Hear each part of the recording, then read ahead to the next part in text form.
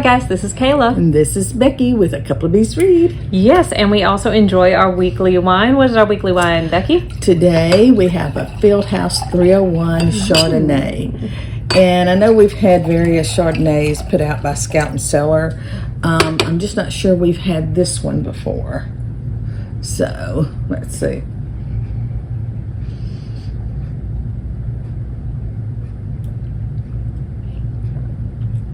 That's refreshing. Very crisp and fresh, yeah. Lemon? No lemon. Well, it has citrus. Some sort of citrus, okay. Yes. You're right about that. It is a citrus. Is it the one with pineapple? No, it's not pineapple.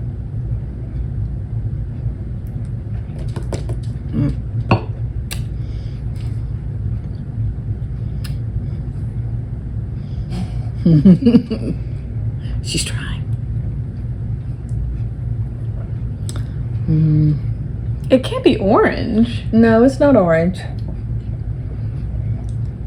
I give up. Well, it's yellow apple and a pear that's a bit on the tart side. Pear I could sense, but when you say citrus, I'm thinking like limes and lemons and oranges. I never think apples. Yeah. So it's a bit of, it's that, and there's this other kind of a hint of, you can taste a little spice in it, just a hint of cinnamon. So that's the kind of spiciness you're feeling there. So, and this bottle is on sale right now. It's almost $6 off. So it's a great beach wine or lakeside wine. Yeah. I feel like if you're gonna have some fish, yes, it pairs well with fish and cheeses, and I just wanted something lighter today, so that's why I chose the Chardonnay. I knew it would be a much lighter wine, so I wanted that instead of a heavy red. So, and it also pairs well with our books, as this is a refreshing read for me. Nettle and Bone. So I've been reading a lot of Southern Gothic and horror, which is how I was connected to the author T. Kingfisher. Her first book I read was House with Good Bones, and it is, I think it's referred to as Southern Gothic, but it's like a pretty horror novel, like the ghost is made of roses.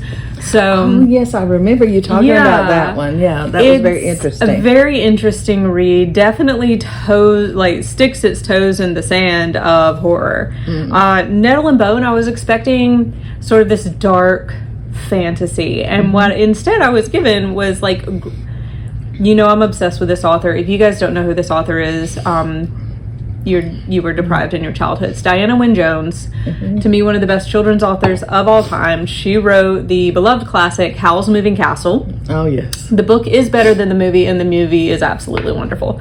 But T. Kingfisher's Nettle and Bone really reminds me of a grown-up Diana Wynne Jones book. Because it is a fairy tale. It's about Mara, the third born princess of a small kingdom, and her oldest sister is married off to the Prince Vorling of the Northern Kingdom, which is a bigger kingdom, and she is sent back in a casket. So her mother then marries her middle sister off, and things seem to be going okay, but King Vorling doesn't want Mara to marry anyone because her child could oppose him for the throne. So she's sent to a nunnery. She's living out her days in this fantasy nunnery world, and when her sister is about to give birth, she first gets these hints that Vorling is a very bad man. Prince Vorling is evil. He is abusing her sister, hurting her. So we get the setup for this fairy tale of the princess trapped in the castle, but the dragon is actually her princely, soon to be kingly husband.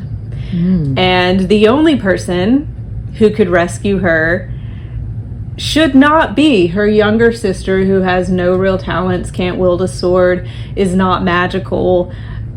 She's very good at like crochet and needlepoint and embroidery, which does actually help her out at some point.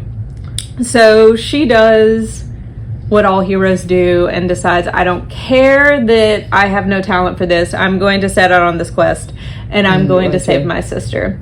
And she goes and finds a magical dust wife. And in this fantasy kingdom, a dust wife is someone who communes with the spirits. Like, they live in the graveyards so that they can talk to those wayward spirits. Okay. And they have this power over the dead. So she goes and finds a powerful dust wife.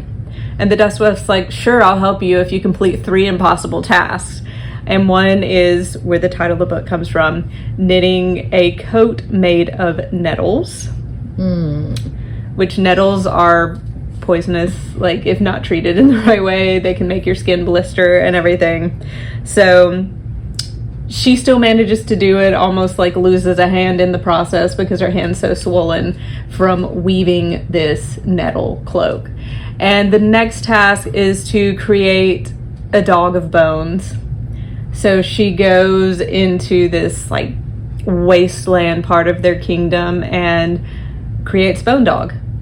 And somehow brings him to life. She doesn't know how she did it, but it happened, and now she has a bone dog. Comes back to the dust wife. She's got her nettle cloak. She's got her bone dog, and the dust wife is like, wow. Do you know why I give people impossible tasks? Because they're impossible, and then they go away, and they leave me alone. Why would you do this? So even still, they're able to get the 3rd task out of the way. Her and the dust wife start to head to the northern kingdom, and the dust wife tells her, I don't have a sword or anything for you, so I'm your weapon. I'm going to take care of this prince for you. But we have to go together. So they go on this journey. They cross into the goblin market at one point, so it's pulling in from that level of fantasy fiction. Of course, she finds a knight in shining armor named Fenris, who goes with them on the journey. She goes to confront her fairy godmother for not giving her a better gift. And there's a twist with the fairy godmother. Oh my. So the fairy godmother joins their group, and they go to try to take down this murderous, used to be prince, now king, and try to get their happily ever after. And it's one of these things, there were so many points during this book, I was like, how are they going to do this? Yeah. This is weird and absurd and everything that a fairy tale should be. Okay, great. And I will say this, T. Kingfisher is now one of my favorite authors. I will read anything she writes. She could write like the instructions on the back of the cereal box, and I'm going to read them because she wrote them. It's such a good read. I was wondering when I picked it up, I think this was written in 2021, and I got it from the library on audio. And I had to wait for it. I had to wait 2 weeks because people were checking it out. So it's still a very popular book. If you haven't read it, by all means do. Any book of T. Kingfisher's, I'm gonna be getting through her backlist as fast as possible because this book was fantastic. It was exactly what I needed. And I like fantasy sometimes, so it sounds like I think you would like this one. I think I will read that. Yes, it's weird and different, and I loved it. I think you would really like it. Yeah. But I feel bad because I'm in a little bit of a book hangover after this one. Yeah, I know. I've tried to start 2 or 3 other books, and I'm like, I can't. I just can't. Yeah, I get that. I really do. I want to go back to the Nettle and Bone world. It was so fantastic. It's probably a 9-hour book, and I finished it in 2 days. Wow. So yeah, check out Nettle and Bone by T. Kingfisher and let us know what you think. In the meantime, what are you drinking and what are you reading? Let us know. Bye.